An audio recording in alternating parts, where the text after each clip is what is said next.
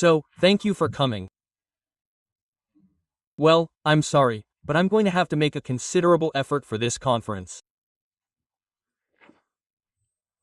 First of all, I'm going to ask you to forget everything you've learned about the history of astronomy because what I want to tell you today is not in the books on the history of astronomy.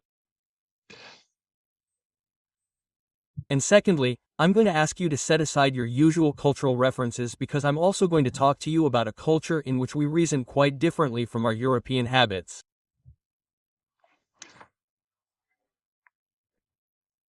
And then after that, we're going to travel into space, we're going to go to China, and for those who know China, they'll recognize this building. Here you have the second largest building in Beijing after the Forbidden City. And as you can see here, it's called the Temple of Heaven, Tiantan. So that's not by chance because it's not the only city in which there was a Temple of Heaven. All Chinese dynasties since at least their classical origins, let's say that the beginning of classical China was the Han dynasty from the 2nd century BCE. Well, all Chinese dynasties had a Temple of Heaven, and that marks something very special. It marks a society, a civilization that was concerned with the state of the sky and its observation. It is unique on a global scale. That is to say, China is the only astronomical civilization that has lasted so long and that has been so complete. And you will see that what I am going to show you is what happened in China, major discoveries that escaped the European gaze in particular. Now, I must make a digression beforehand, that is to say that I am an astrophysicist at the sea, and so I am neither a historian of science nor a scientist.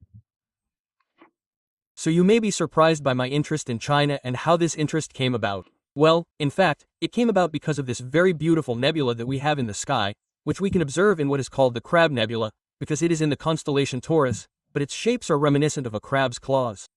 And it so happens that this nebula was born from a star explosion, and, at the time when I began my career, there was a great deal of concern about understanding this phenomenon because we had found a very particular object at the center, a rotating star, a very dense star rotating rapidly that we call a pulsar.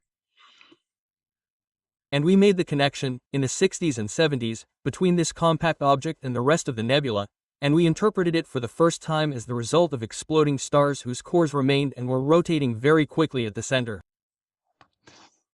So, why did that interest me?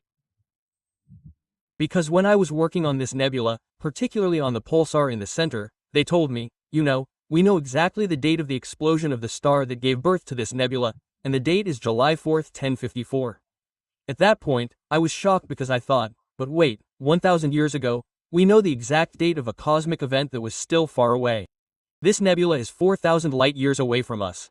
Quote, and they told me, yes, but it wasn't in Europe, it was in China. So, at the time, of course, I was very curious because I wanted to understand where the information came from, and I searched all the encyclopedias, but I couldn't find anything. And so that triggered a somewhat morbid curiosity in me, asking myself, who were these astronomers who were observing in the Middle Ages? In Europe, of course, they knew the situation and had enough precision in their recordings to be able to associate this nebula now. And so, that led me to ask, by the way, at the time, between the sea and China, we already had, this is in the 889s, exchange agreements, and I asked to go to China, not just for the history of science, but for other programs that we had, and I was the first European to honor these exchanges in the direction of Europe to China. There were many Chinese students who came to learn, in particular, the nuclear technology that it was key to. And so during this first stay, it actually put me in touch with historians from the Chinese fields who opened my eyes to the amount of information that could be gathered from ancient Chinese observations. And that this gave rise to this book that I published in 2017, which in fact contains everything I'm going to tell you about, for those who are interested in learning more, and many other things, of course. So, how do we characterize the conception of the sky in China, and why is it so important? Well, it is important. So, you already have the vision of the sky. If you pay attention, see these myriads of small constellations, none of them, with two exceptions, resemble the one we have in Europe, and that's quite natural since it's a conventional representation of the sky of constellations. And then you have what we call the cardinal points, but the big difference is that they are symbolized by mythical animals in China, but unlike the other one, there is also a fifth cardinal point. Everything goes by 5 in China. And this fifth cardinal point is the center. And the center behind what we have symbolized here by the celestial emperor is the North Pole. And the Chinese actually had, in their conception, let's say, images.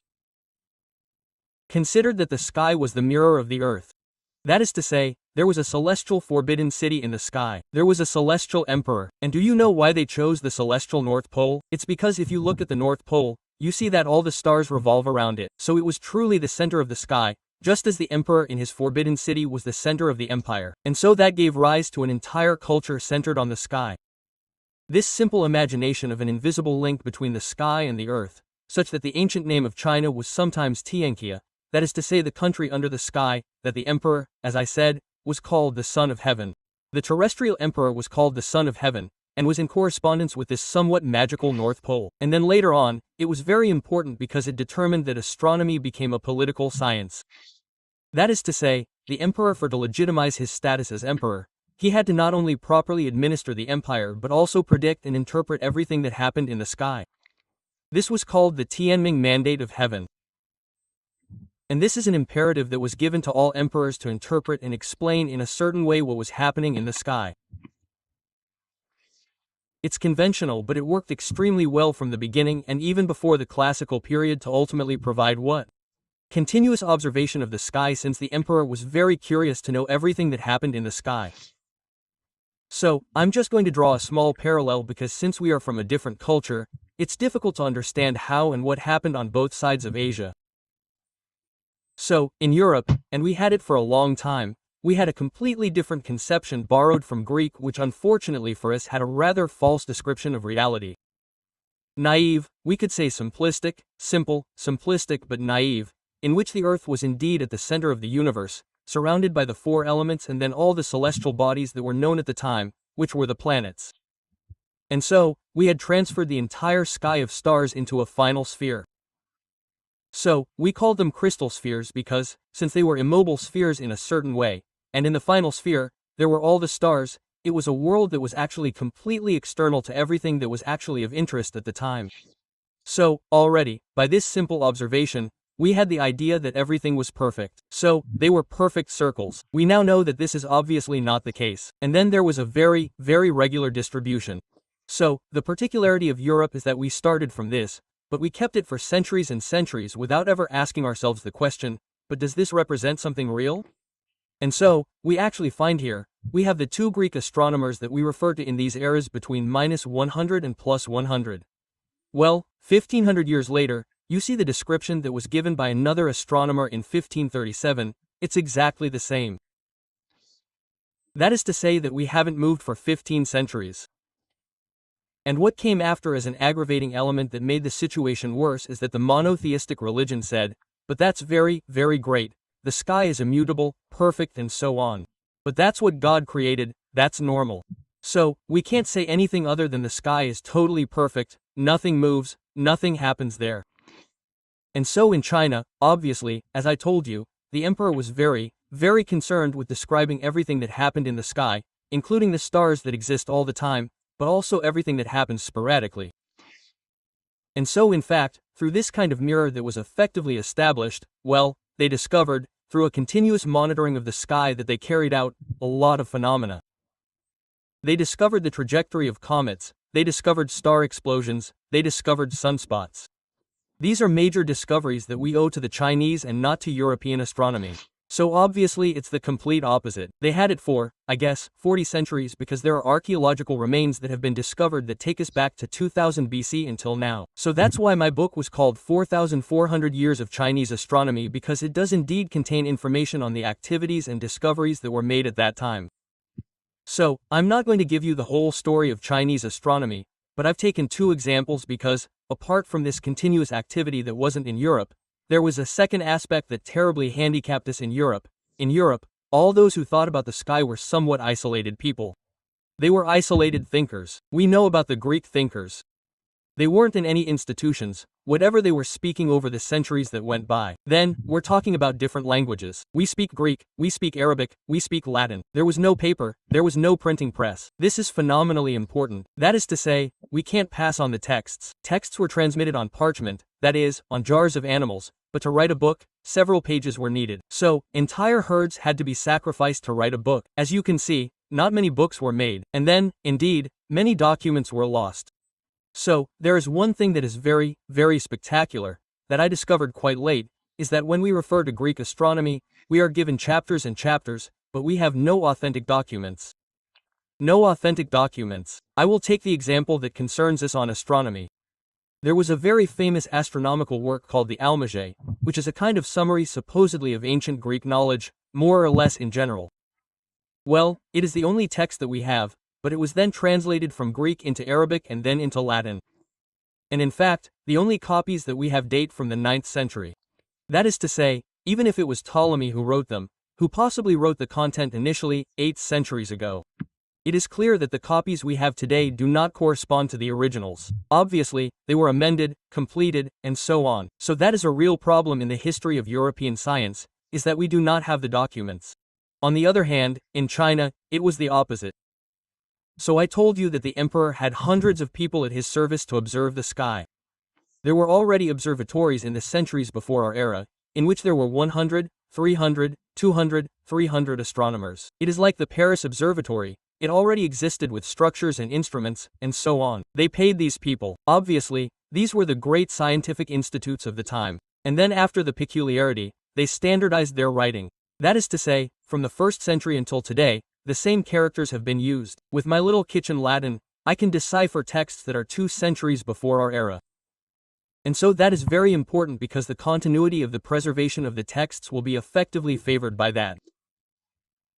Then after that, of course, I don't do that it is the paper support extremely, cheap to produce that can be produced in thousands of copies, thousands of sheets. Then the printing press, the reproduction of texts effectively organized, which means that there were thousands of books in Chinese libraries in the year 800 to the year 900, you know. It was extraordinary that the quantity of information, and then, after that, we have, in addition to recent archaeological discoveries, more or less recent, which have also revealed to us a quantity of texts that survived in the tombs. And I'm going to give you 2 examples to give you an idea of what we can still learn from China today. The first example is, for example, a treatise on the planets. It's an original treatise, dated 165 BC. I'll tell you where it was found.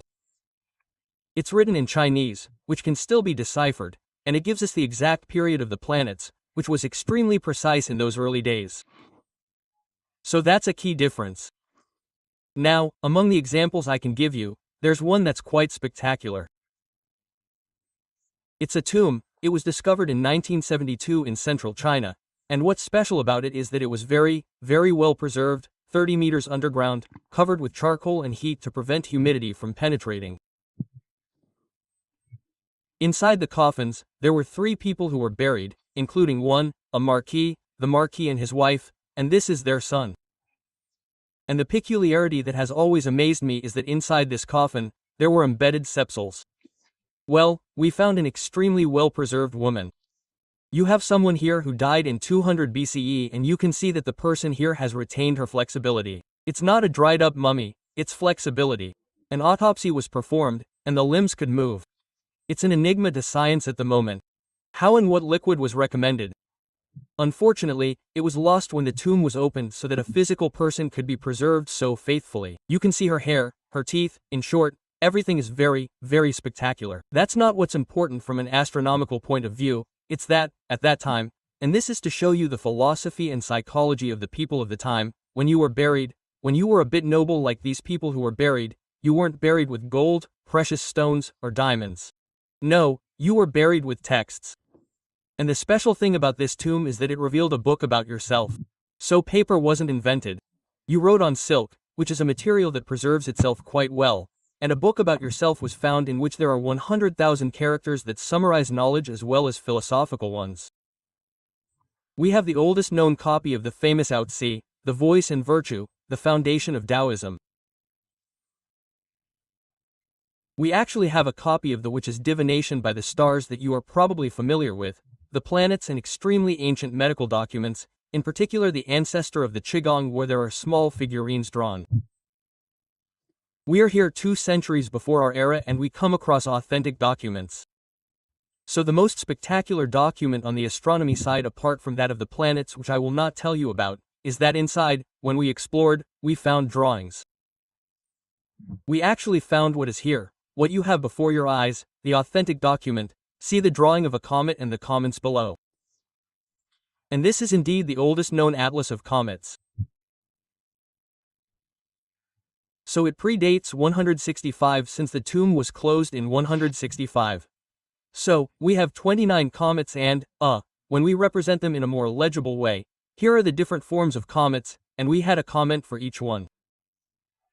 For example, if we take this one, then it's a commentary of the type, well, of prognosis. It's a prognosis, a kind of divination. The war is short, it pleases in abundance. So we allowed ourselves to interpret cosmic phenomena solely by references to divination. But what's interesting is that it didn't escape the attention of comet specialists that we had a very faithful description of the shapes of comets, even if they are stylized. Because you see that you have what we call the nucleus and the coma, which has different sizes, different proportions, which is the case in comets.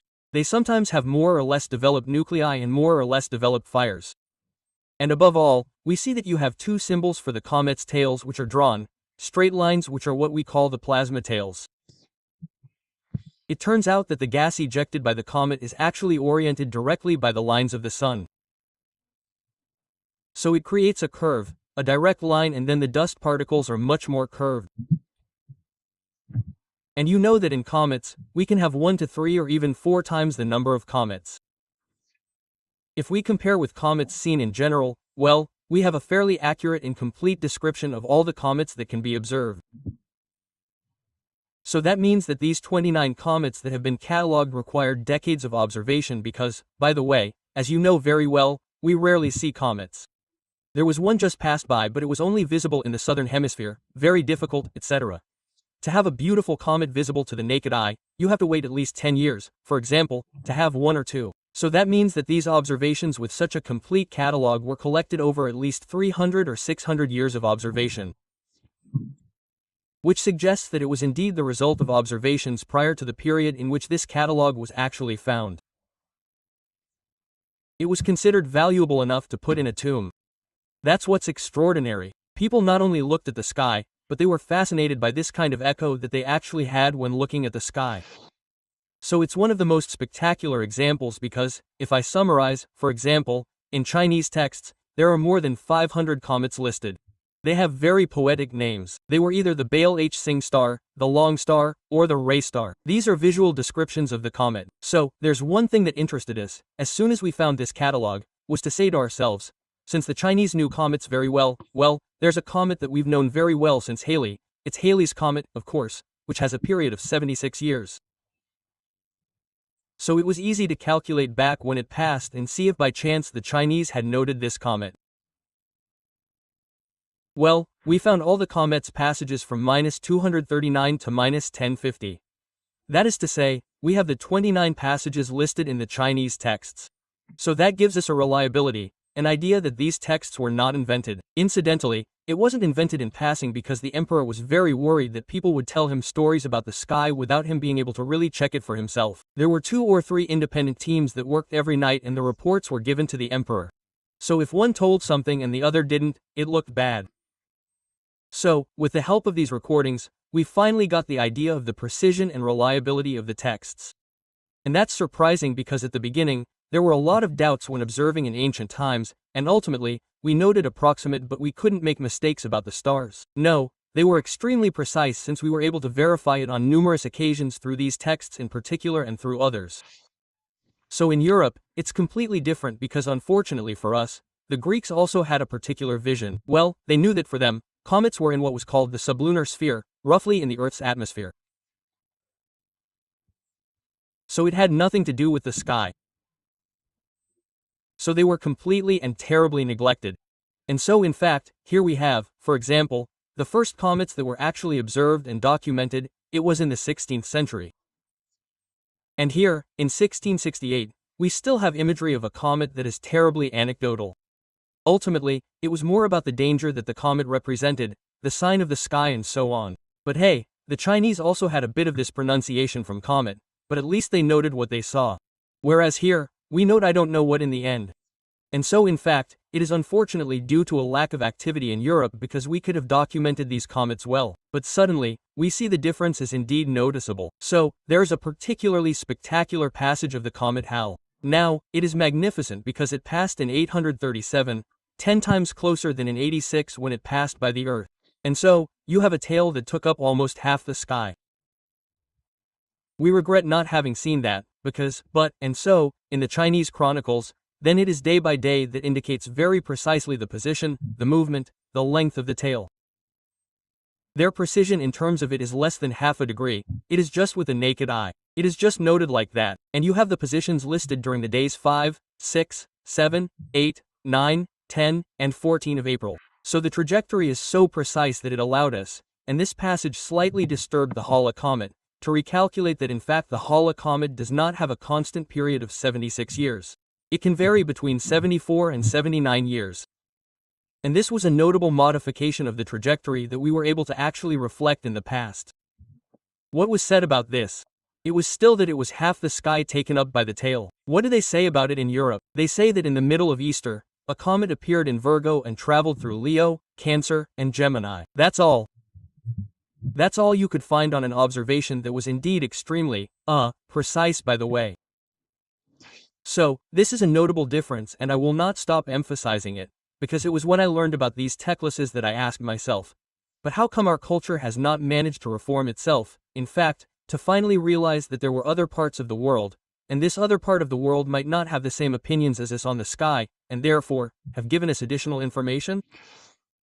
So after the second discovery, it concerned me more particularly because having this curiosity about Chinese astronomy, I remembered having read in a book written by a Sinagologist who had produced a very, very beautiful work called Science and Civilization in China.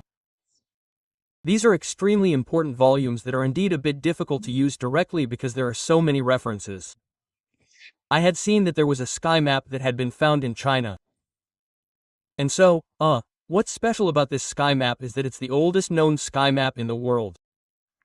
Well, I didn't know that at the time, but I thought to myself, where was it found? So, I was told, and I don't know, I discovered that it was found in the Gobi Desert. It's not at all in the Chinese capital. So, it was found in this part of China which is in the far west. If we zoom in, here's the Gobi Desert and in particular the Taklamakan Desert. You have here the Silk Roads, the old Silk Roads. You see that the desert was terribly difficult to cross so people went around it. These were the two types of Silk Roads.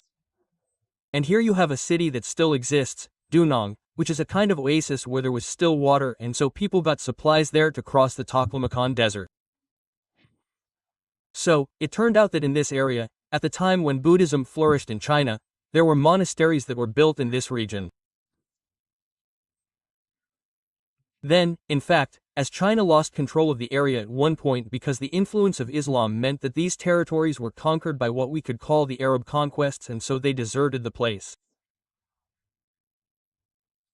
But nevertheless, there were monasteries that were built like the rock-cut caves. These are troglodyte monasteries. That is to say, there are niches. There are several hundred niches dug into the wall. This monastery is called the Mogao Monastery or the Monastery of the 1000 Buddhas. Because look at one of the first photographs that was taken in the 1900s because the monastery had completely forgotten. It was created in 300 AD and then it was forgotten. It was invaded by sand and then one day they started to clear it. They discovered all its caves and that was a little later when the first Europeans came. They took these photographs.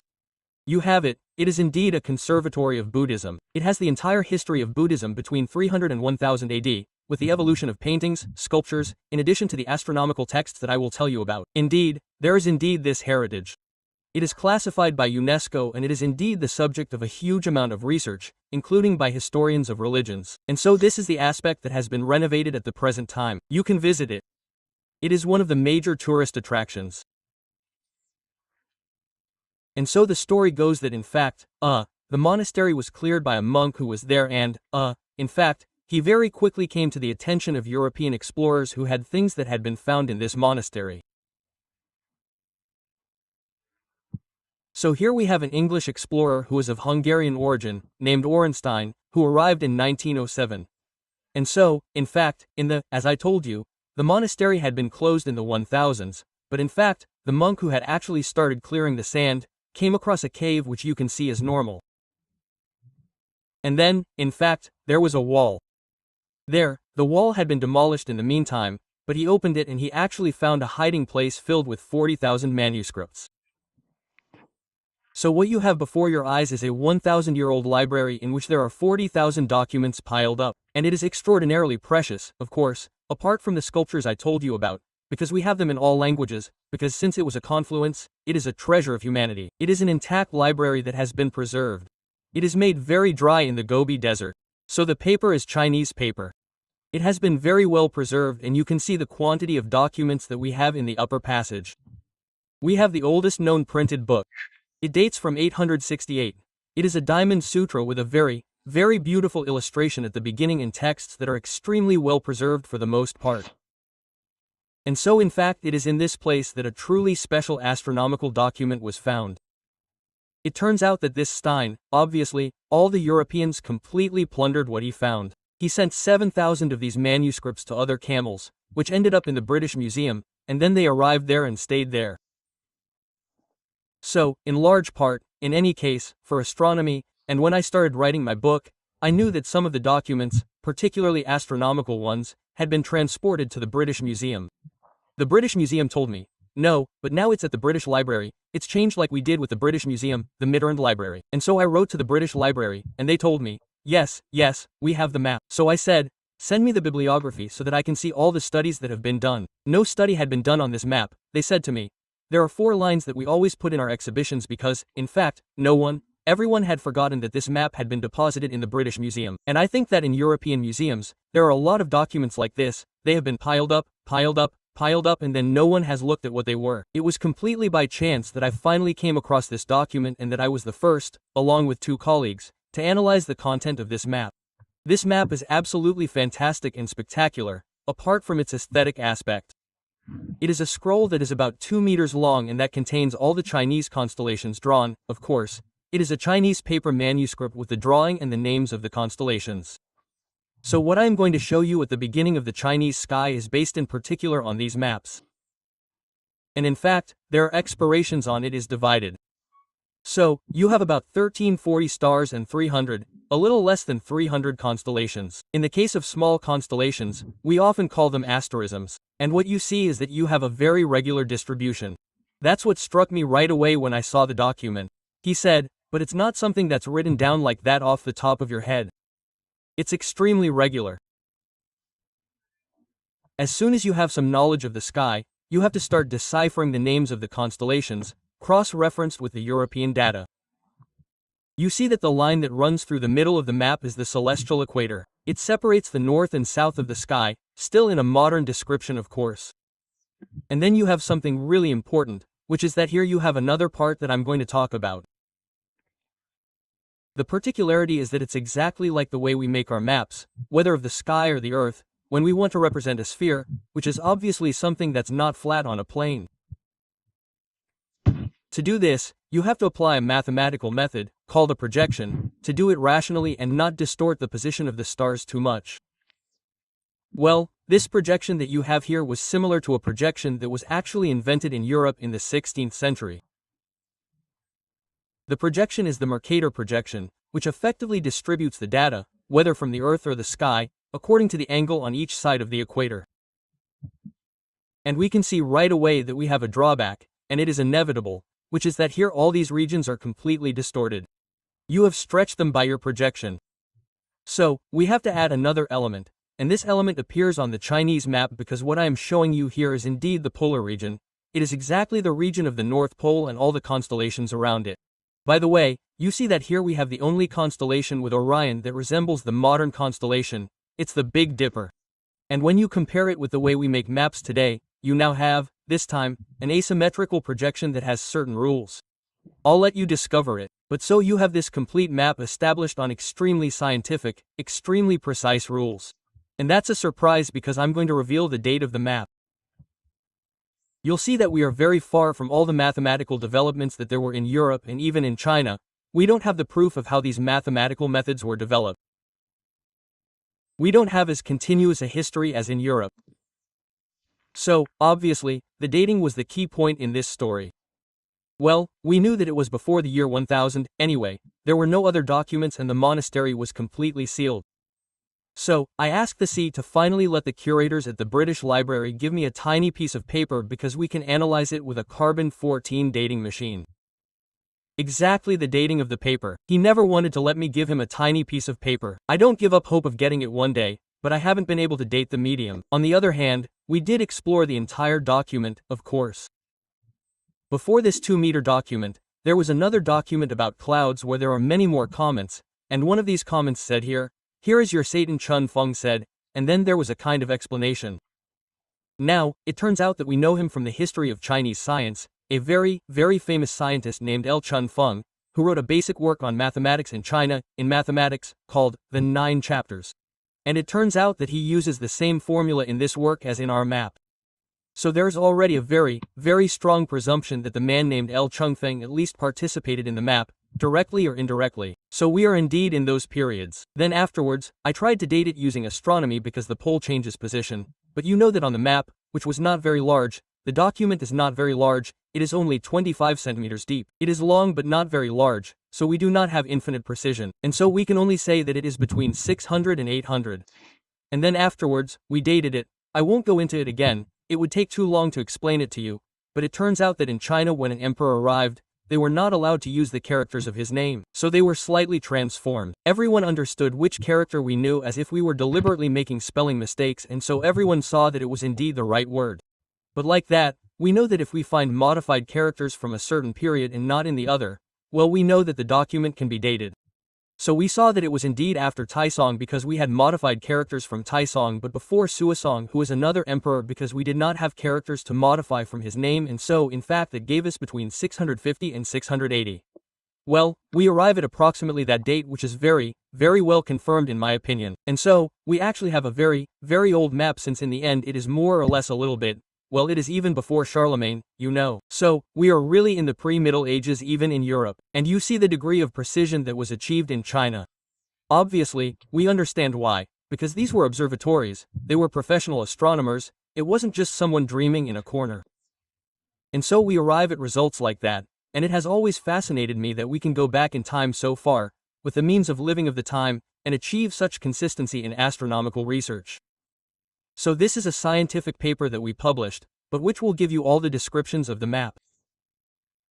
And, so, in fact, we shouldn't be surprised, of course, by all this detail, since it was a day-after-day observation, practically uninterrupted, apart from a few political ups and downs when China was a bit disorganized. And so, it is also based on astronomical instruments, and there too we have very, very little information in Europe, but it is sumptuous. That is to say, well, I'm telling you about this map because it still exists, it's visible in Suez, and in fact, the special thing about it is that it has all the elements, it dates from 1193, so it's still very old. It has all the elements, you have the equator, the ecliptic, the Milky Way, because you can see the Milky Way appearing there. So it's a very precise drawing of the Milky Way. The Milky Way is this band of stars that we see as a nebula but which in fact splits into two in the corner of the sign. So we have a real observation. They didn't call it the Milky Way but the Silver River in China. And again, you have more or less the same number of constellations and stars, and it's very precise. So that proves that the tradition has been maintained for a long time. So just to remind you, in Europe itself, including the Mediterranean and the Middle East, we mapped the sky very late. The first attempts and results were obtained by Al-Sfi in the 10th century. In fact, the manuscript that has been preserved only dates from the 13th century, but the particularity is that it is not a complete map. It was a map of separate constellations. You can draw this by hand without projection because it is a very small part of the sky. It becomes complicated when you want to represent the entire sky. And the first document, and it is anonymous, we do not know who completed it, is this sky map from Vienna from 1440, in which you have the constellations, but you have the stars that have been marked because before, we had globes that showed the constellations, but there are no stars at all. So you can see the difference between the results obtained in Europe and those obtained in China. As I was telling you about the observatories, of course we haven't kept all the old observatories, but we have kept a certain number that still exist. Well, either instruments or observatories. The special thing here is an observatory that was specifically dedicated to the sun, but which still exists. It's in the central region of China in Dunhuang, where the Chaolan is located in the center. It's 10 meters high, and you'll see that the instrument is actually made like this. There's a big wall at the top, a metal crossbar, and the sun passes through on the other side. We are in the north, and if the sun passes south, and depending on the season, when it actually passes the meridian, we are oriented on the north-south axis and, well, it will be more or less high in the sky, and the projection of this shadow on this graduated table will allow you to note exactly the height of the sun, and you can reconstruct in this way the length of the year and also the seasonal variations. So, what is interesting is that here is the diagram that can be made of it.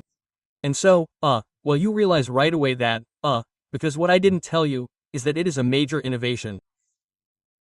There was no instrument as large existing in the world before.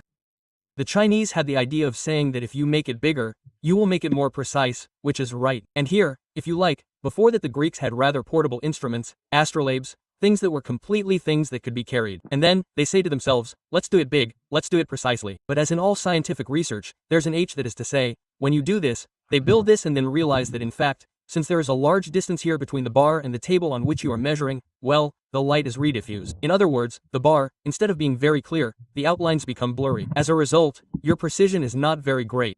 Well, the manufacturer of this instrument that I'm going to tell you about later, well, had a brilliant idea. He actually had a small device built, a small copper plate with a hole in it, and he made in a way what we call the camera obscura. He reimagined, he recreated an image behind by refocusing the more precise light rays here from the bar. And with this simple little addition to his invention, he made the instrument extremely precise. And so the precision was such that in 1276, the length of the year was measured by measuring the positions of the sun to within 30 seconds. This was later recognized by Laplace, the great French physicist, because Laplace used the length of the year determined by Gouin the astronomer to show that there was a difference, an evolution in the period of the Earth, and he paid tribute to this historian, this Chinese scientist, because he provided him with extremely precise data for ancient times.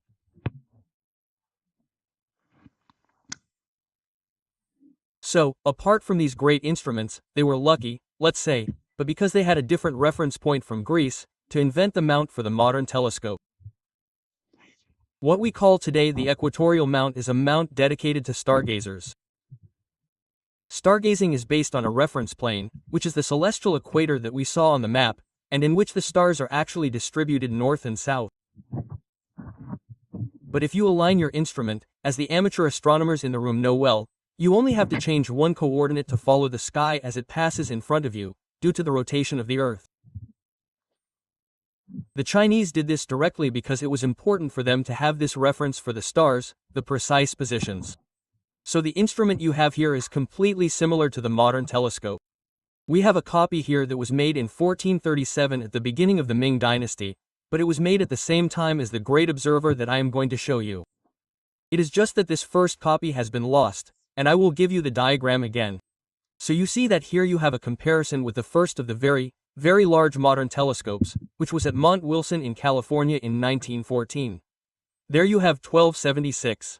So, you have an axis, which is called the world axis, which is also present here, which allows you to align yourself with one of the coordinates so that only the second one can vary. And then afterwards, you have a tube that is oriented. It gives you the second coordinate, and this one can vary depending on the altitude of your star. Well, here you also have a second tube. The difference is that here, you observe with the naked eye, there is no lens, and there you have a large mirror. But that is exactly the configuration. And the reason why the Greeks did not arrive at this solution is that they were practically only concerned with the planets. You said that the sky was completely uninteresting to them. So in fact, for the planets, well, you have to do the opposite. You have to put yourself in a plane called the ecliptic, which is a different plane, slightly different but noticeably different. And they made ecliptic instruments. If we can, we've never found any, but in fact we think they were ecliptic. So in fact, in China, we had an astronomy that was stellar, the stars equatorial relative to the equator, while in Greece, we had a planetary astronomy and it was obviously referenced relative to the ecliptic.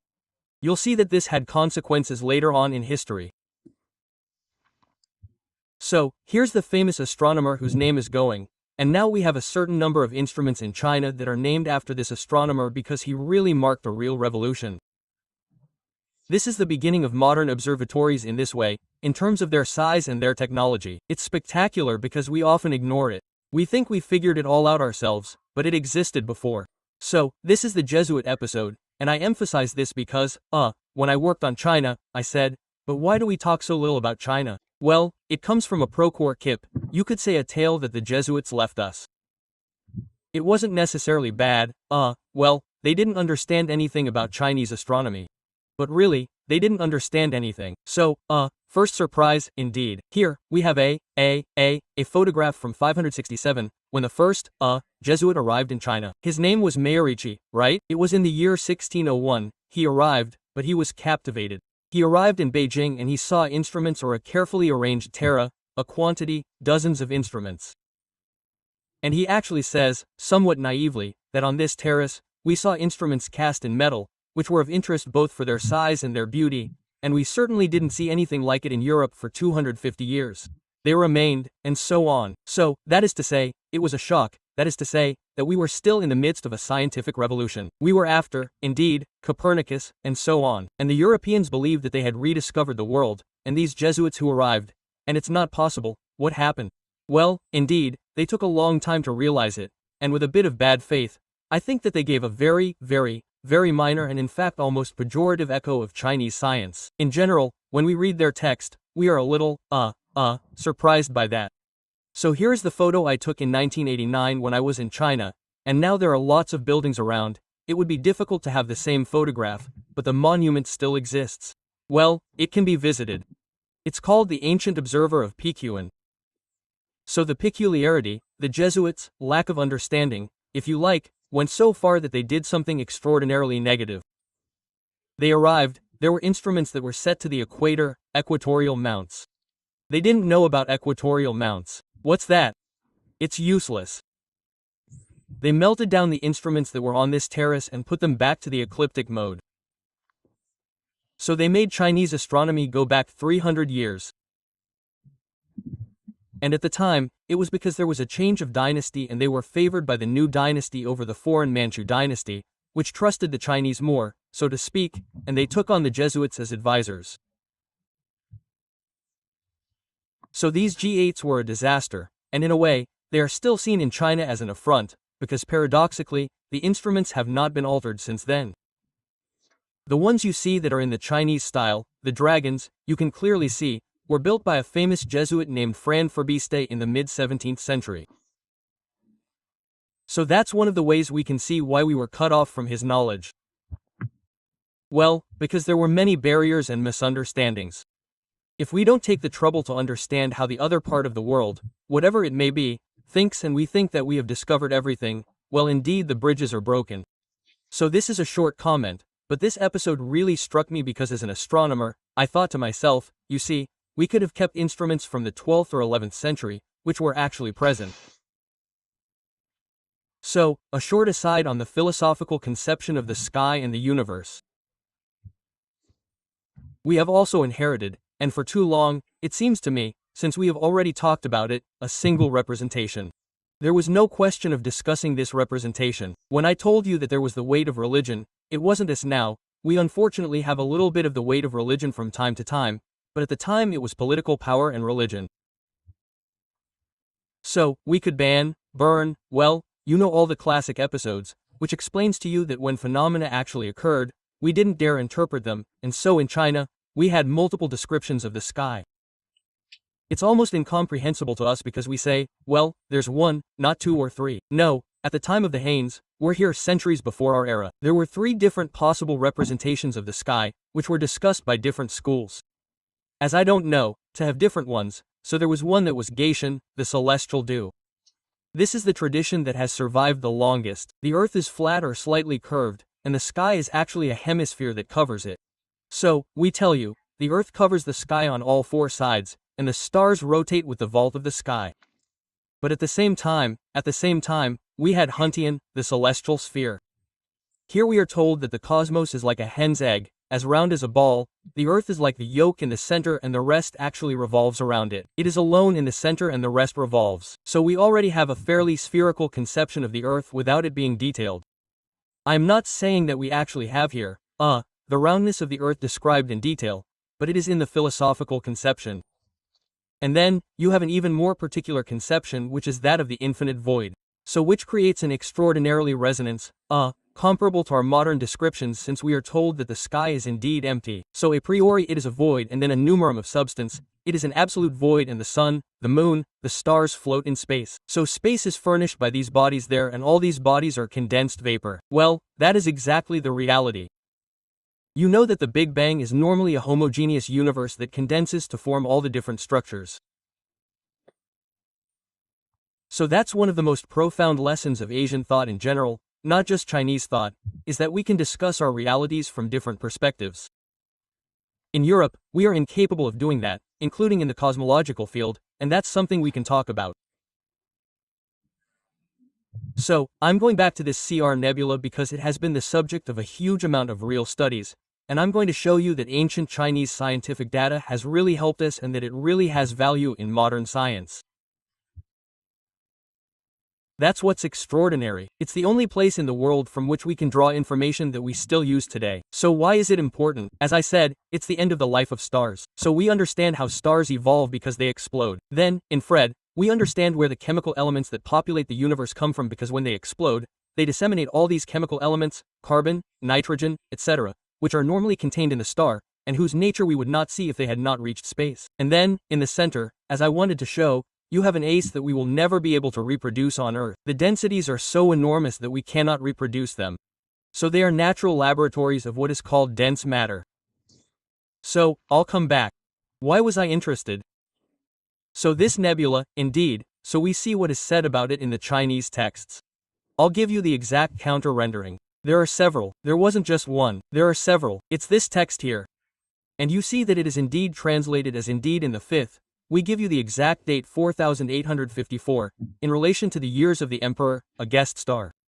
That was the name that the Chinese gave it because ultimately the star will appear in the explosion as a new star. It is not a new star, it is an explosion. Then afterwards it will go out again, so it will disappear again. That is why it is invited. And then, we were given the exact position of Tiwan, it is a star. And so in fact, we know very well where in the sky to look if we want to find something. And so we are also told that it is visible for days like Venus, a star that remained visible for days, and it remained visible for 2 days out of 23 days. So indeed, we say to ourselves, but then everyone should have observed it. Well no, it's only in China, I think it's been observed elsewhere. In Europe, we probably didn't dare say that we had observed something strange in the sky because that would have gotten you into trouble. But let's say that here, we not only observed it but we recorded it with a precision that, I'll show you, will allow us to find this nebula. So here, we have an example. Why is it useful today? It's because we don't just have one example. I've listed here in a catalog that was compiled some time ago, all the exponents of stars that have been found in Chinese chronicles. So you can see that we go from -1400 to 1500 and 1600. Here we have where they were in the sky, and here the rediscoveries, because to rediscover them it is not always easy because in fact they disappear very quickly from the visible sky. We can only find them by very high energy reinforcing. We need satellites for that, and it takes a lot of time because indeed we need the right satellite in the right place. And you see that it is still used. We have indeed forgotten. I will go back. We still have discoveries that are very recent, like this one we managed to identify in 2021 using the Chinese text. If we did not have the Chinese text we might have discovered it by chance, but we would not have been able to go and find where it was. So just the passage in relation to we have the beginning of observational astronomy in Europe. It is Ibra that some of you know. He is a Dane, he observed in 1572, it is in the last part of the 16th century. And in fact, he left his house one day. He knew the constellations very well and he sees something that seems strange to him in Capet. And then, he is very embarrassed because he says, how am I going to explain what I saw? Because we have no right to see that it could ultimately, break the perfection of the heavens. So, he makes this little comment. So that's where he located the star. He actually says, well, this is an unusual thing. I'll let you say, but it's mainly that he says, he takes his precautions. He says, it's not possible for theologians either. Theologians were the ministers of faith who can otherwise explain many events by means of divine mystery. Well, it's not possible to sufficiently understand this event.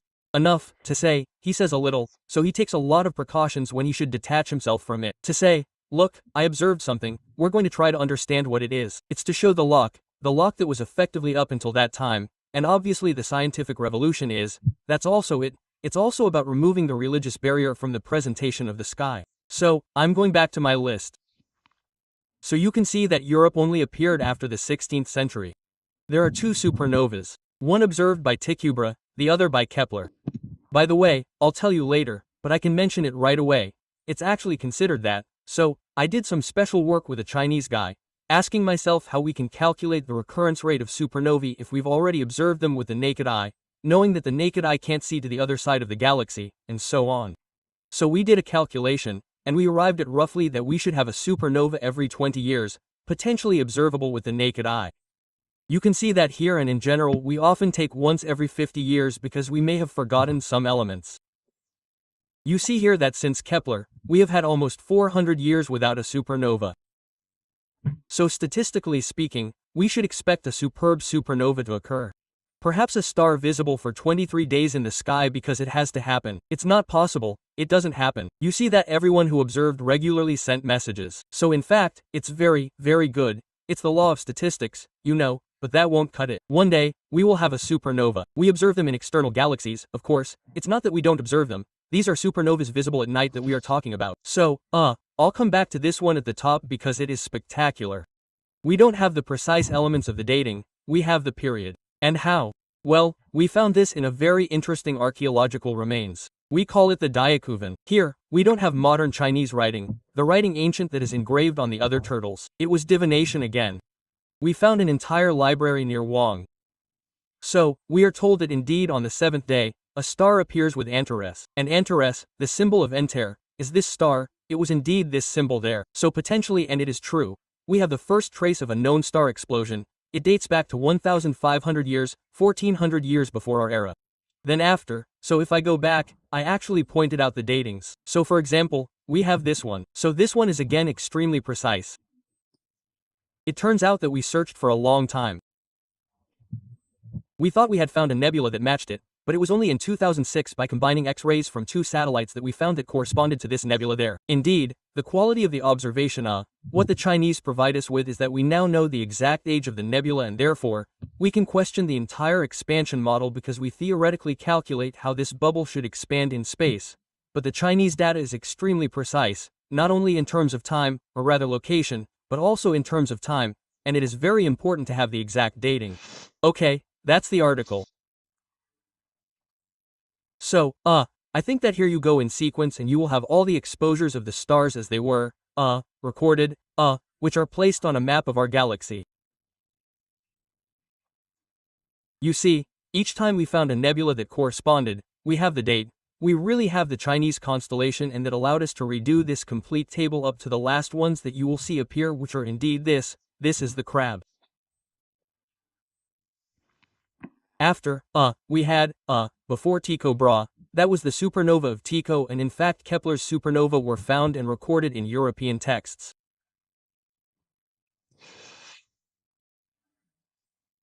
So, I would like to end on something because today, in science, we work with fairly rigorous methods. These rigorous methods are ultimately quite clear. For example, we are now observing supernovas that are relatively close.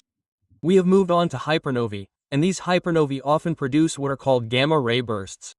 A very brief emission of gamma rays. Gamma rays are the most powerful form of light and have the ability to travel throughout the universe without being stopped by matter. So we can trace them back to very distant objects. These gamma-ray sources are detected regularly. I will show you a mission that will have these objectives. And, I have taken one of the examples. When astrophysicists detect something that is very sporadic, it lasts for a very, very short time. It lasts a few tens of seconds, sometimes a few hundred seconds. So it's very, very short. We have to immediately give the alert so that people can point their telescopes to go and discover, or if there's anything left that can be observed. So we make this kind of telegram. It's an IAU telegram, which is called the International Astronomical Union. And if I decode it for you, if you want, well, I'll give you this text here. February 2nd at such and such a time appeared at the position and duration. This is exactly the structure of Chinese texts. Chinese texts are scientific texts in the sense of the modern scientific method. They didn't take a bunch of useless details. No, they put the exact position, the date, and so on.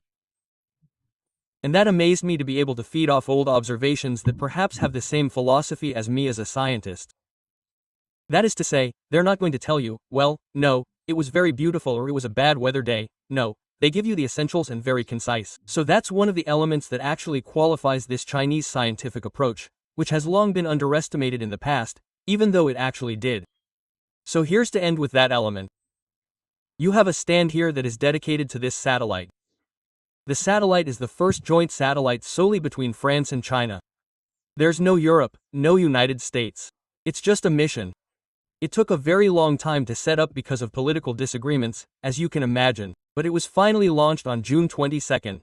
It's producing results, so you can see one in real time. You have satellite data coming in. So, it's raw data but it's collected by antennas.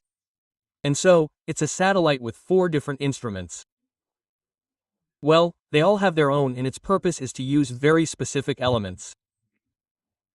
I remind you that on this satellite, you first have to look with a satellite in gamma light. It's not easy and then actually locate it and then it lasts for an extremely short time. So, you have to react very, very, very quickly. But these are mainly things that are visible from a very great distance. If we manage to capture them, we can imagine going back to the first stars in the universe. That's the purpose of this instrument.